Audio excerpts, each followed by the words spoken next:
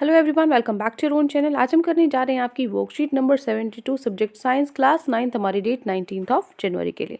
तो चलिए स्टार्ट करते हैं आज की वर्कशीट में। जो हमारा चैप्टर है why do we fall ill, हम बीमार क्यों पड़ते हैं, उसके अंदर हम डिजीज़ के बारे में जानेंगे। ठीक है, हमने कल हेल्थ और उसकी इंपॉर्टेंस, ठीक है, वो हमने पढ़ी थी। आज डिजीज़, जो बीमारियां हैं, उनके बारे में जानेंगे। सबसे पहले क्वेश्चन आता है, इज हेडेक अ डिजीज़? जो हेडेक है, सर दर्द है, क्या वो एक बीमारी है?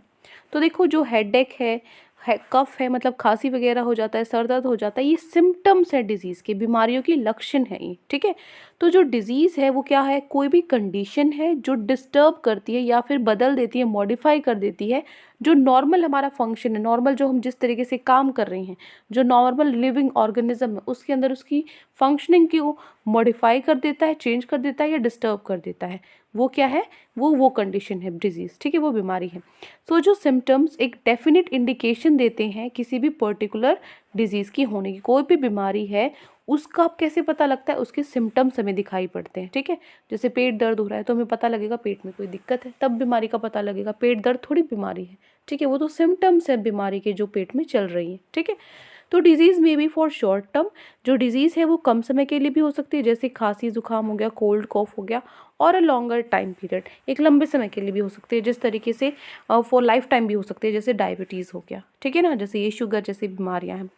दे may be life threatening also like cancer, और कुछ होती हैं जो इतनी ज़्यादा डेंजरस होती हैं जो लाइफ है उसको भी ख़त्म कर सकती हैं, जैसे कैंसर। ठीक है, a person may have poor और गुड हेल्थ, जो पर्सन है उसकी पुअर और गुड हेल्थ कुछ भी हो सकती है, अच्छी हालत भी हो सकती है, अच्छा स्वास्थ्य भी हो सकता है, बुरा स्वास्थ्य भी होता है, लेकिन but disease free is dependent on many other factors, लेकिन बीमारी से ग्रस्त ना होना, ठीक है ना, तो बीमारी से फ्री होना ये बहुत सारी चीज़ों पे, बहुत सारे फैक्टर्स पे डिपेंड करता है। And she needs to be diagnosed for the same, जिसके लिए उन क्या करना पड़ता है? डायग्नोस, एग्जामिन करना पड़ता है, चेक करना पड़ता है। ठीक है, so when do we see a person is suffering from disease?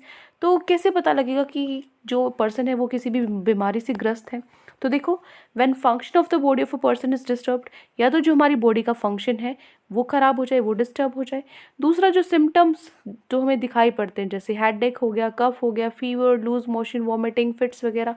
ठीक है, जैसे चक्कर खाना, सर दर्द, खांसी जुकाम, उल्टियाँ पड़ना, ये सारे क्या है? ये पर्सन के अंदर दिखाई पड़ते हैं एज अ सिम्टम्स। ठीक है, नाउ यहाँ पे है कोजेज ऑफ डिजीजेस, कारण क्या होते हैं डिजीजेस के? जो डिजीज़ है वो बहुत सारे कारणों से हो सकती है, जैसे पैथोजेंस होते हैं, जैसे virus, bacteria, fungi, protozoa, worms, इनके कारण भी हो सकते हैं। या फिर पुअर हेल्थ, अच्छा स्वास्थ्य ना हो, अंडर नरिशमेंट हो, अच्छे से हम नरिशमेंट नहीं, न्यूट्रिएंट्स वगैरह नहीं ले रहे हैं। ठीक है, पोषण अच्छे से ना हो, हेरिडिटरी एंड जेनेटिक ऑर्डर, कभी कभी हमें अपनी जो आपने देखा होगा कुछ बीमारियां ऐसी होती हैं जो हमें ऑटोमेटिकली हेरिडिटरी मिलती हैं। ठीक है, तो कुछ ऐसे जेनेटिक डिसऑर्डर भी होते हैं। ठीक है, नेक्स्ट है lack of proper treatment and immunisation, properly जो ट्रीटमेंट है उसके ना होने के कारण भी कुछ बीमारियां हो सकती हैं, और इम्यूनाइजेशन, इम्यूनिटी सिस्टम जो है हमारा, उसकी वजह से भी कुछ कारण हो सकते हैं।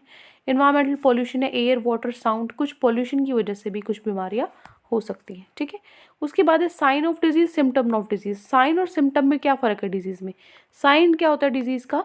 ये ज़्यादा डेफिनेट इंडिकेशंस देते हैं presence of a particular disease. कोई भी जो बीमारी है उसका जो एक्यूरेट उसका सिम्टम होता है ना, वही, ठीक है, वो डेफिनेट इंडिकेशन जो होता है वो साइन ऑफ डिजीज़ होता है। जो ये साइन है ये भी may be revealed by some test, like ये जो साइन हम निकाल सकते हैं अल्ट्रासाउंड और लैब टेस्ट वगैरह होते हैं उनके थ्रू। सिम्टम्स है डिजीज़, क्योंकि वो क्या होते हैं? सिम्टम्स होते हैं डिजीज़ के, जो इंडिकेशन जो सिर्फ दिखाते हैं, हमें फील कराते हैं कि कुछ गलत हो रहा है, रॉन्ग और अनवेल हो रहा है, जैसे आपको खांसी जुकाम हो जाता है, सर दर्द हो जाता है, लूज मोशन वगैरह हो जाता है, इस तरीके से। ठीक है, तो साइन और सिम्टम से पता लग गया। मोर एक्यूरेट क्या होता है? साइन। ठीक है ना, साइन ज़्यादा एक्यूरेट बताता है कि बीमारी है कि नहीं है तो कौन सी। ठीक है, चलिए नेक्स्ट है, अब आपके क्वेश्चन आंसर्स आते हैं। यहाँ पे आप देख सकते हो छोटा सा डायग्राम है।